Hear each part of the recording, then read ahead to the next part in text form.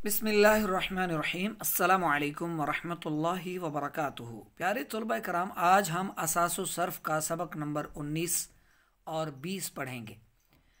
यहाँ पर सबक नंबर 19 है हुरूफ असलिया और ज़ायदा का बयान। कुछ होते हैं हरफ़े असली, कुछ होते हैं उनमें ज़ायदा, कुछ हरफ़े इल्लत होते हैं। और उन्हें पहचानने के लिए, उन्हें जानने समझने के लिए, ताकि लफ्ज़ का पता हो इसमें जो है वो सही हरूफ जो हैं, असली मादा जो है वो कलिमा का, लफ्ज़ का वो क्या है, फिर उसमें ज़ायदा कौन से हैं और हरफ इल्लत हैं तो वो कौन से हैं, फिर उसके मुताबिक उनका तर्जुमा और माना और मफ़हूम समझने में आसानी हो। और कलाम अरब का मीज़ान, जिससे कलिमा का वज़न मालूम करते हैं, फ़ा आइन और लाम है। ठीक है, फ़ा आइन और लाम ये सलासी मुजर्रद में होगा, सलासी में सही है। रुबाई में एक और लाम होगा, फ़ा आइन लाम लाम। और खुमासी मुजर्रद में मज़ीद एक लाम होगा, यानी 3 लाम होंगे, फ़ा आइन लाम लाम लाम। सही है, जिनका मजमुआ फ़ेइलन है। अच्छा, हुरूफ असलिया की तारीफ़। हुरूफ असलिया वो हुरूफ हैं जो फ़ा आइन और लाम कलिमा के मुकाबला में आते हैं, सीध में आते हैं।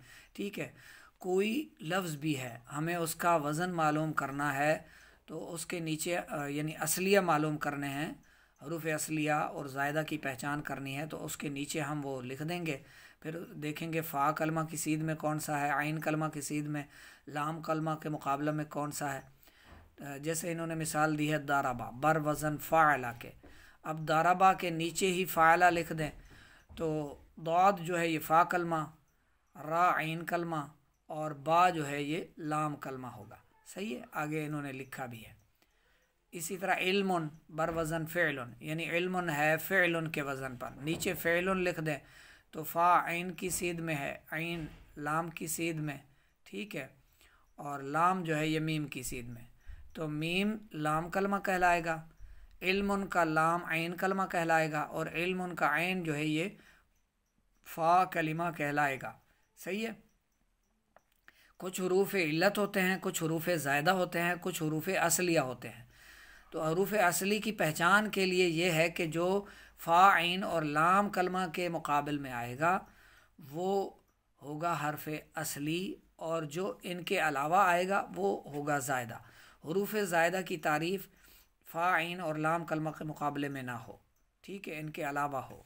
जैसे अकरमा, अफ़ आला इसके नीचे लिख दें, अफ़ आला। अफ़ आला का जो हमज़ा है ये अफ़ आला के अकरमा के हमज़ा के मुकाबले में आ रहा है तो ये ज़ायदा है, हमज़ा ज़ायदा है। फिर काफ रा मीम जो है ये फ़ा आइन लाम के सीध में आ रहा है तो काफ फ़ा कलमा है, रा आइन कलमा है और मीम लाम कलमा कहलाएगा। आगे इन्होंने लिखा भी है। सही है, किताबुन बर वज़न फ़ियालुन के, तो फ़ियालुन में अब किताब उनके नीचे आप फ़ियालुन लिख दें। फ़ा कलमा की सीध में काफ है तो ये काफ क्या होगा, फ़ा कलमा होगा, ता आइन कलमा होगा, अलिफ ज़ायदा है यानी हमज़ा ये क्या है, ज़ायदा है, और बा जो है ये लाम की सीध में तो ये लाम कलमा कहलाएगा। सही है। अच्छा, इसकी तमरीन भी बिल्कुल आसान है। कलाम अरब में कलमे का वज़न किस तरह मालूम करते हैं। कलाम अरब में कलमे का वज़न इस तरह मालूम करते हैं कि फ़ा आइन लाम लाम लाम लाम, इसको देखते हैं फ़ा आइन लाम, ये जो फ़ा आइन लाम हमें दिए गए, फ़ा की सीध में जो होगा वो फ़ा कलमा होगा, आइन की सीध में आइन कलमा होगा, लाम की सीध में लाम कलमा होगा, और जो 3 होंगे फ़ा आइन लाम की सीध में वो सलासी मुजर्रद कहलाएंगे, और जो फ़ा आइन लाम लाम के मुकाबल में सीध में आएंगे वो रुबाई मुजर्रद कहलाएंगे। इसी तरह जहाँ 3 लाम का इजाफा होगा वो खुमासी मुजर्रद कहलाएंगे, खमासी भी कहते हैं, खुमासी भी, दोनों तरह से आप पढ़ सकते हैं। अच्छा, कलाम अरब का मीज़ान सलासी मुजर्रद में फ़ा आइन और 1 लाम है, रुबाई मुजर्रद में फ़ा आइन और 2 लाम है, खुमासी मुजर्रद में फ़ा आइन और 3 लाम है। सही है। दूसरा सवाल है तमरीन में, हरूफ असलिया और ज़ायदा किसे कहते हैं, मिसाल के साथ बयान करें। अब सामिया है, सामिया फ़ाइला के वज़न पर, तो इनमें कोई हर्फ ज़ायदा आपको नज़र आता है, सामिया लिख दें, नीचे फ़ाइला लिख दें, तो फ़ा की सीध में सीन है, आइन की सीध में मीम है और लाम की सीध में आइन है। तो यहाँ पर कोई हरफ ज़ायदा नहीं है, तो ये सुलासी मुजरद है, हरूफ असलिया कहलाएंगे ये। ज़ायदा के लिए क्या है, हिमार, हिमार जो है हिमारुन, हा मीम अलिफ। अच्छा ये हैं सुलासी मुजरद, लेकिन ये सलासी मज़ीद फ़ी है। हिमा मीम के आगे अलिफ है, तो अलिफ ज़ायदा है, ठीक है। तो ज़ायदा की पहचान ये है जो फ़ा ऐन लाम कलमा की सीध में ना आए, इनके मुकाबिल में ना आए, ठीक है, तो वो ज़ायदा होगा। अच्छा, सबक नंबर 20 को भी देख लेते हैं। 20वां सबक है सुलासी का बयान। अच्छा, अब सलासी समझा रहे हैं। सलासी क्या है? सलासी मुजरद है, यानी जिसमें हरफ ज़ायदा ना हो, कोई हरफ इल्लत ना हो, बस जो है वो असलिया हुरूफ हों, वो सलासी मुजरद कहलाता है, सही है। और जिसमें कोई हरफ ज़ायदा हो, सलासी मज़ीद फ़ी है। जैसे सिद्कुन, सिद्कुन बर वज़न फ़िअलुन के, ठीक है, सौद दाल क़ाफ, तो ये हुरूफ असलिया हैं, हुरूफ असलिया हैं, ये है सलासी मुजरद, सही है। अच्छा, सलासी मुजरद का मतलब 3 हुरूफ असलिया मिले हुए हों, उनके साथ कोई हरफ ज़ायदा ना हो, वो सलासी कहलाता है, सलासी मुजरद। अच्छा,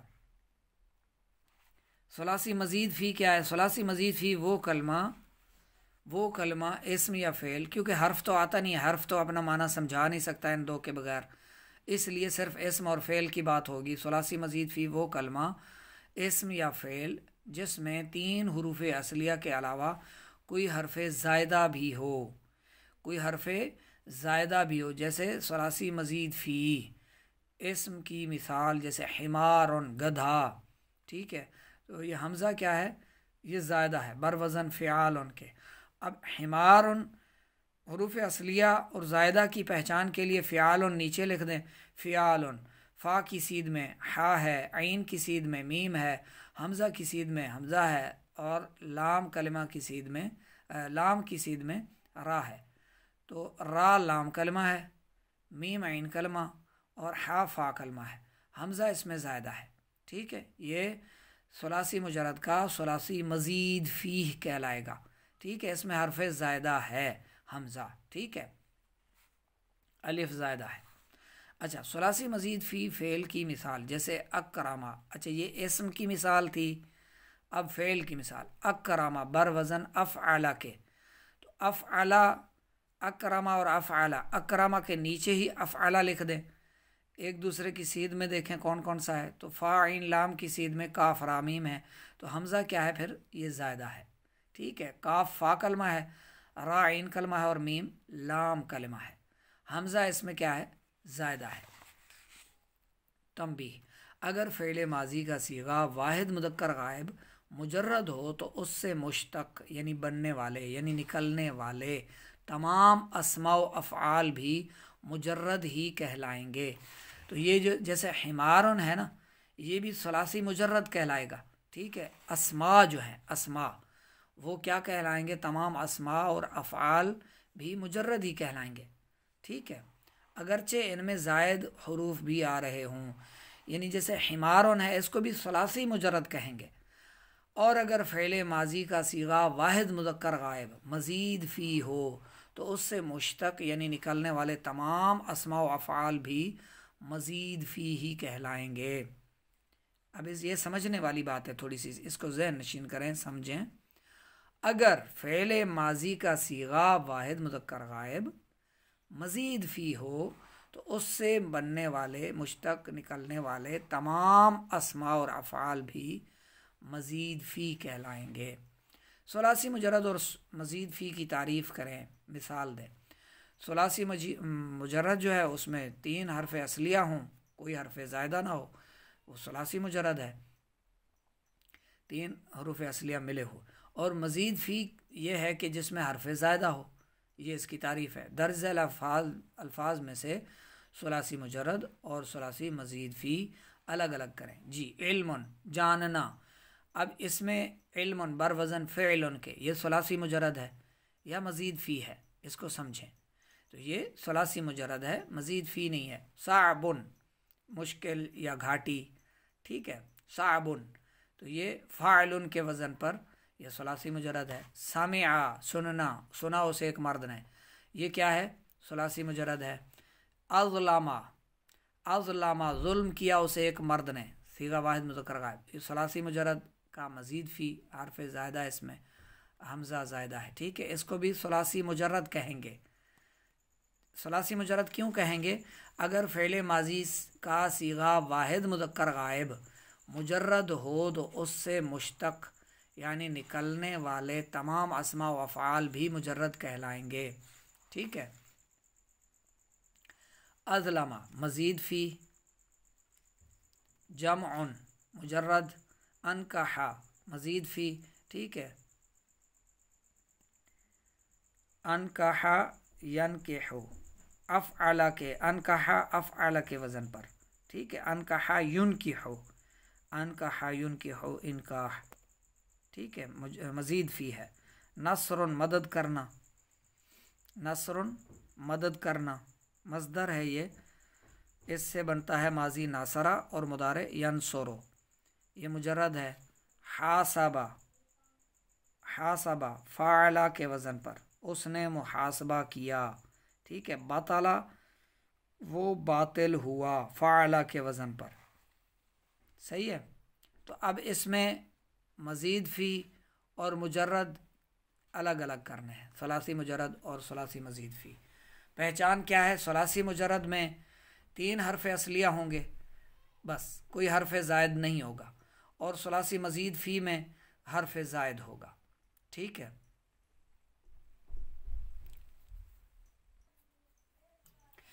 और ये हैं सुलासी मुजर्रद सारे, ठीक है। सुलासी मुजर्रद, सुलासी मज़ीद फ़ी, यानी अज़लमा है तो ये आप कहीं ये ना समझें कि ये रुबाई मुजर्रद है, ठीक है।